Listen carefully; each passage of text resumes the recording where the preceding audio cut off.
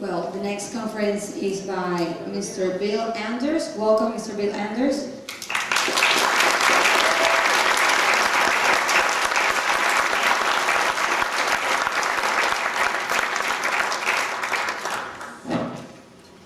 Ladies and gentlemen, it's a real pleasure and honor for me to be here with my NASA colleagues, Soviet cosmonauts, Nobel laureates. It's a pretty tough group here to talk to, so, and their companions.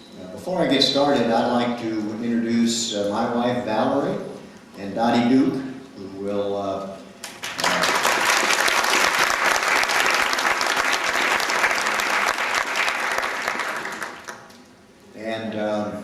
today, I'll speak a little bit about the early U.S. manned space program. I'll take it up, give a little historical background, very brief. Actually, I thought there would be more lay people here, so some of the stuff I have is pretty basic. But anyway, I'll talk up through my own experiences on Apollo 8. Then Jim Lovell will cover Apollo after that through Apollo 13. And then Charlie Duke will finish it up, and hopefully we'll have time for some questions and answers. We had a background for Apollo that's very important to understand how we actually got into our lunar program. Back in the 50s, the USSR, USA were locked in a rather tough Cold War. Neither side trusted the other. Both sides had nuclear weapons. Both sides were ready to deploy them. We had a strategy on both sides called mutual assured destruction. Hardly a way to be comfortable. At least the United States, we were digging bomb shelters. I wouldn't be surprised if the Soviet Union, they weren't doing the same thing, and with just cause. I spent my early Air Force career chasing Russian bombers over Iceland, what we call the bear and the bison, when they invaded Icelandic airspace, and probably some of my cosmonaut colleagues might have been doing the same thing when we were invading theirs. Later, after Iceland, I was flying a modern high-speed supersonic interceptor that, believe it or not, had 3 nuclear-tipped rockets. So we not only could shoot down one plane at a time, we could shoot down a whole bomber fleet. And looking back, to think of a junior Air Force captain flying with these things under the wing over San Francisco, it kind of boggles my mind. But that was the Cold War. America had a real paranoia. We had Joseph McCarthy's congressional reviews. Anybody who had even joined the labor union, he was implying was a communist, and communists in American early history were considered dangerous. We had a real problem, Eisenhower and then later on his successors, with what was known as the missile gap. Because if you had nuclear weapons, one way to get them to where you wanted them with the missiles in the United States was well behind the Soviet Union.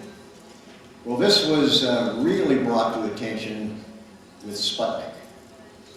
Here's an accomplishment I don't think the Soviet Union, or now Russia, really got sufficient recognition for. Sure, it surprised everybody.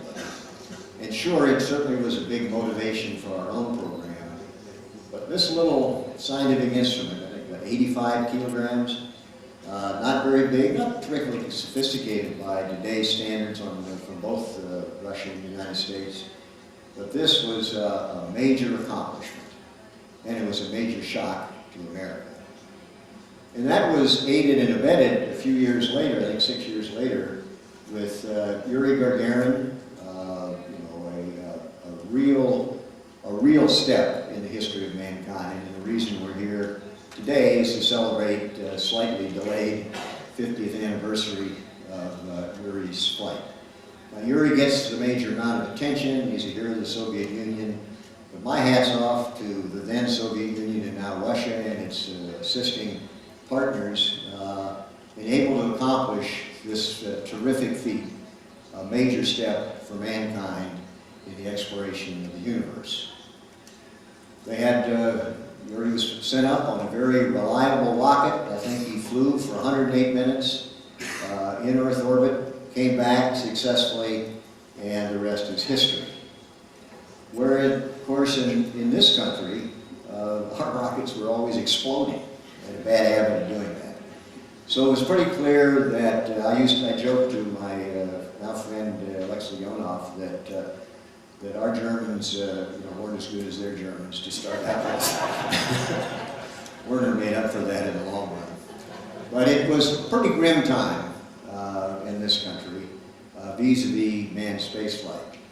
So that prompted JFK, our President Kennedy, back in '61 to lay down a challenge that said America is going to go to the moon in this decade. People were aghast that he would do that. Many thought it was impossible. Some of us in the program, or later in the program, wondered whether it was possible ourselves.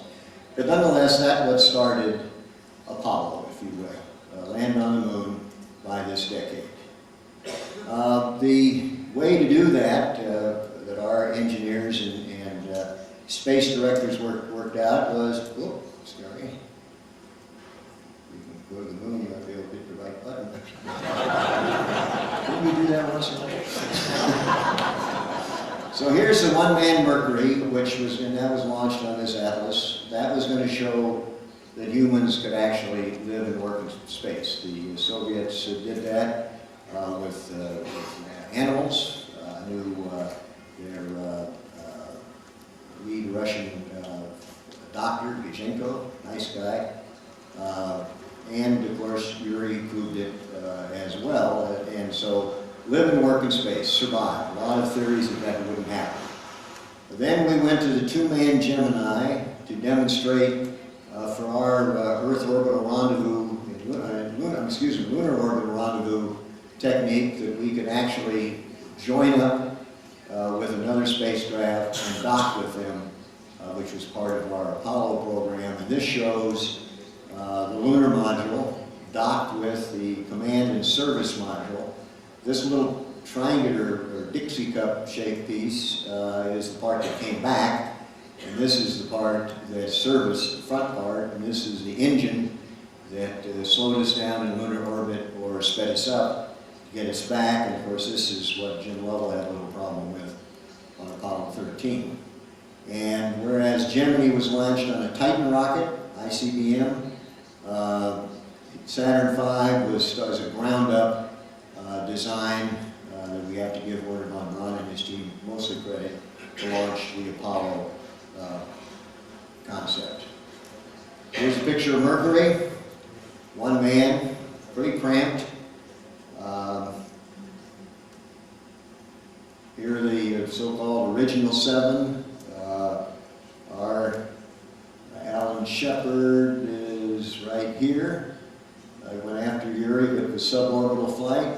Here's John Glenn that made the first orbital flight for the United States, and they're standing in front of another Cold War interceptor.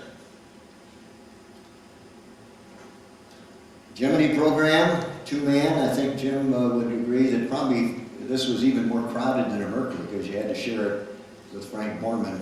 They were up for 2 weeks. Didn't you come back engaged? Well, we won't ask him. Here's Alexei Leonov, another shock to our system, bringing America down into realizing that we had a lot to learn. Alexei out in a spacecraft before our program with Ed White on Gemini 4. So we, the United States, were considered well behind the very strong and aggressive Soviet program. Here's, I think, Jim and others docking in Gemini 6 and 7. And then we move on to Apollo. I showed you a model of the Apollo. Here's a cut. here's a cutaway of, this is the launch escape tower, the command module. You can see the 3 astronauts in there. Really quite roomy. I was surprised at how much room you had floating around. Not cramped like Gemini. Neil Armstrong and I were backing up on Gemini. That was tight. And then here's the so-called command and service module, and I think, are those the oxygen tanks, Jim, that one of which exploded? Of course, we had 3 of them to be redundant, and we put them right next to each other, so one of them took out the other 2, which might have been a little weakness in our engineering design. There's the Saturn V, a huge rocket, not as big as the Russian N1, but a big rocket. First stage, second stage, and third stage, and then the shrouds where we carried the lunar module. We didn't carry one on Apollo 8, but that's where it would have gone. And then again, the command service module and the launch escape tower. This rocket weighed, when fully fueled, 6 million pounds. I can't put that into kilograms, but you know, one of you Nobel laureates ought to be able to do that really quick on the back of the envelope. But the first stage burned out in about 2.5 minutes, got us up to supersonic speed, and then we dropped it off, fell back in the ocean. The second stage went almost into orbit, went into the ocean, and then the third stage burned a little bit, got us into Earth orbit. We went around checking out the spacecraft systems, and then reignited it so that it would take us up to about 35,000 feet a second. That's 7 miles a second, and break us free, if you will, of the hold of Earth's gravity, and send us on the way to the moon if we were pointed in the right direction. This is the third group, and I apologize to Jim. I went everywhere on the internet. I could not find a group of the second group of astronauts that were picked. But this is the third so-called Apollo astronauts. Jeez. And what is that? Yeah, that's me here at a somewhat younger age. Buzz Aldrin spoke to you earlier. I didn't get one of your group, Charlie. You were so late in the program. That's me at a somewhat younger age. One of the first things we did was get tested in centrifuges, even though we had all kinds of physical tests and written tests and whatnot. They wanted to see if we could not come apart under 16 Gs, which might have been one of the abort reentries. And I got to tell you, I've never had an elephant sit on my chest, but I think I know what it feels like. You can see I'm a little cautious getting out of that centrifuge. Because if we had to abort, and our orbits were more equatorial, if you will, than the Soviet or Russian orbits. So we were, in fact, our spacecraft were designed to land on the water. So we had to do survival training for the water here in a swimming pool. That's the Gemini. We did desert survival. I don't think I dare wear that around the United States today. And that was out in Nevada. This is jungle survival. That's me getting served a piece of iguana lizard. I was told that iguana lizard tastes like chicken. I can tell you it tastes like lizard. We did a lot of geology training. Some of us liked it more than others. That was one of my main interests. I was a rock hound, they call it, when I was a kid. In fact, Garrick's going to take me on a geology trip here before it's over. But we did a lot of geology training. It didn't do me much good because I didn't get close enough to look at the moon closely, but Charlie did, and we'll tell you a little about that. Studied craters. Wasn't clear whether the craters were meteoritic impact on the moon, or whether they're volcanic, or both. And so we went to about every crater we could find, most of them volcanic, studying craters, and that was certainly a lot of fun. We studied and trained in how to maneuver and walk around in lunar gravity. 1.6 G, there was a lot of thought that we might fall over, not be able to get up.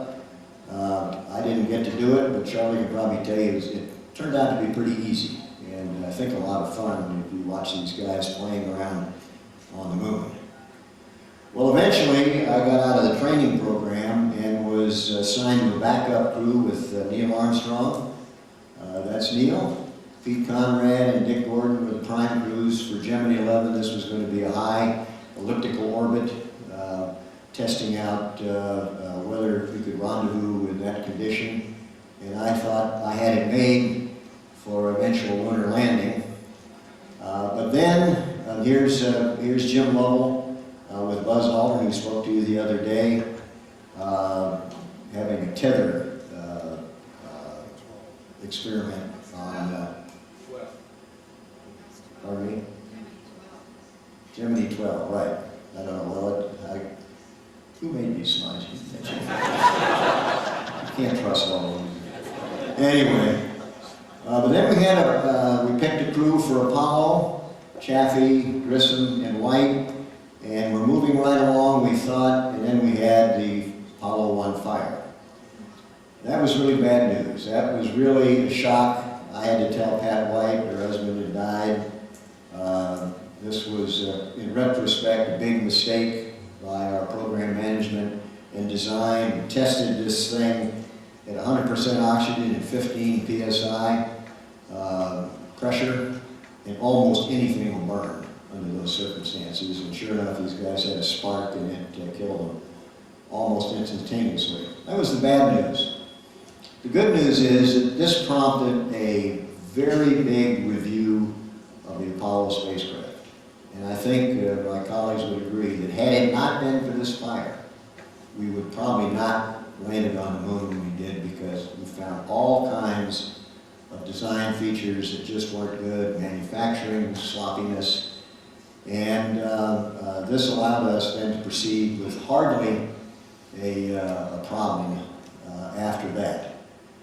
And the nice thing about this is our colleague Jim Lovell and my colleague Frank Borman led one of the teams to review this, and the big bosses basically let the engineers and people like Borman no holds barred. If you found a problem, even if it was embarrassing, bring it up. We want to fix it. I'm not sure if the more modern NASA does that, but at least that's what saved the Apollo program. Now, so that was the bad news. The other bad news, of course, for me was that Lovell and Aldrin did such a good job on their Gemini flight that they canceled the one that Neil and I were going to fly on. And so, but the booby prize was to get to fly on the lunar landing training vehicle. Neil and I were among the first to fly that. I think that had we not had that, though I didn't land on the moon, Jim didn't either, Charlie did, but he wasn't flying, I think that it would have been very difficult to do a lunar landing without the training we missed. We all trained in helicopters in a 1G environment, but if you work out the mechanics and aerodynamics and stopping forces and all of that, they're different than 1.6G. And I think just to learn how to pitch up, stop, and land in 1.6G, that made the difference. I flew it. Valerie and our 5 kids came out to watch one morning. The next afternoon, that afternoon, Neil flew it. Unbeknownst to both of us, the vehicle had a hidden defect. A sensor had gone bad, and Neil had one more takeoff than he had landings. So we were now down to 1 lunar landing training vehicle, and I think only the commanders got to fly them after that. I felt fortunate. It was Charlie, you missed something flying that. But anyway, we pressed on, and in my case, the fire kind of shuffled the crews around, and in my case, I was teamed up with Frank Borman and Jim Lovell on Apollo 8, and that's in front of our Apollo mission simulator. One thing that NASA really invested in was ground-based simulators. It was amazing how realistic they were. We had them, I can't speak for Mercury, but I know we had them for Gemini, but in Apollo, both the lunar simulator and the command module simulator were amazingly authentic, and we spent weeks there. In fact, they throw all kinds of problems at us. So on the flight, which basically problem-free, I was really disappointed. I thought, I don't get to show people how I know how to fix this beast. But that's the three of us. And what was our mission? Well, initially, it was for a high Earth orbit test of the Lunar Module. I'd been assigned one of the Lunar Modules, and we were going to test that Lunar Module in high Earth orbit. But we were getting, our Central Intelligence Agency and others were getting signals that the Soviet Union was going to do a high altitude flight around the moon. And what later became known as the Zond program, were unmanned tests of that. Maybe Alexei can tell you a little bit about that later. But so our people got nervous and thinking, my gosh, they're going to show us up again. Plus the fact that my lunar module was way behind schedule. So it was in a brave, I thought, management decision.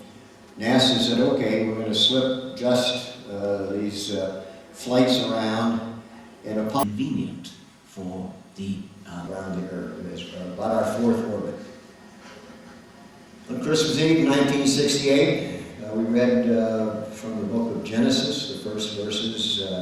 Can't speak for Jim or Frank, but at least I did it, not so much as a religious event, but that's pretty serious wording, whether you're a Christian or Jew or whatever.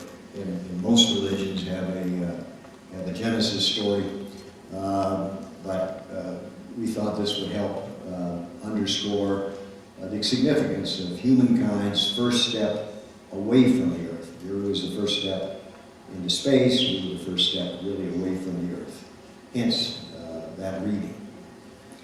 We reignited our surface propulsion system engine behind the moon and got enough velocity to come home, and that guidance was so accurate that we really didn't need to correct it, the guidance at all, to hit this tiny little slot coming back on the Earth. They asked me when Jim and Frank were sleeping and I was manning the controls here, who was in control, and I said that Isaac Newton was in control, because we were falling 240,000 miles all the way. Hit the atmosphere at about 35,000 feet per second, unlike the Soviet program, which I understand had a bounce and then back in. We plowed right on in. And heat shield, I think, got up to about 6,000 degrees centigrade on the outside of the ionic cover. If we would have burned up any material we know of, had it been right against the surface. I remember we came in at night. This is an artist, obviously nobody took this. It was black and it started getting light. And I asked Jim and Frank, the old timers, what is this light? And Frank said, oh, that's sunrise. And I said, well, if it's sunrise, we're flying right into the sun, because it just gets brighter and brighter. And I felt like a little bug in the flame of a blowtorch looking back out. Here, there's the command module. And these are chunks of the service module that had been jettisoned prior to entry, broken up and photographed from the window of an airplane by a passenger down towards Australia. And here's a woman down in somewhere in the South Pacific taking a picture of the command module coming in. We landed near Tahiti. We landed at night. It was a rough landing, hit hard, flipped the spacecraft over. We hung upside down in the waves. It was pretty rough. Jim Lovell and I from the Naval Academy, we really were tough on Frank Borman, who was Army and got seasick. Maybe that's why I never flew again. Maybe that's why I never flew again. But anyway, when the sun came up, frogmen in a helicopter shot some sharks that were circling around and deployed kind of a big life raft around the spacecraft. Aircraft carrier Yorktown showed up, and out we came. And I think this was probably the most dangerous part of the mission, hanging by one wire from this helicopter. And I think the best feeling was standing on that aircraft carrier deck. The wives certainly celebrated. Valerie's quite happy. Susan looks a little stressed there, but anyway, we were glad to be back. And here's the Steve that did it. I mean, that's quite an engineering design, and that spacecraft is now residing in Chicago. We got calls from the president, LBJ, Lyndon Johnson, and parades in Chicago and New York.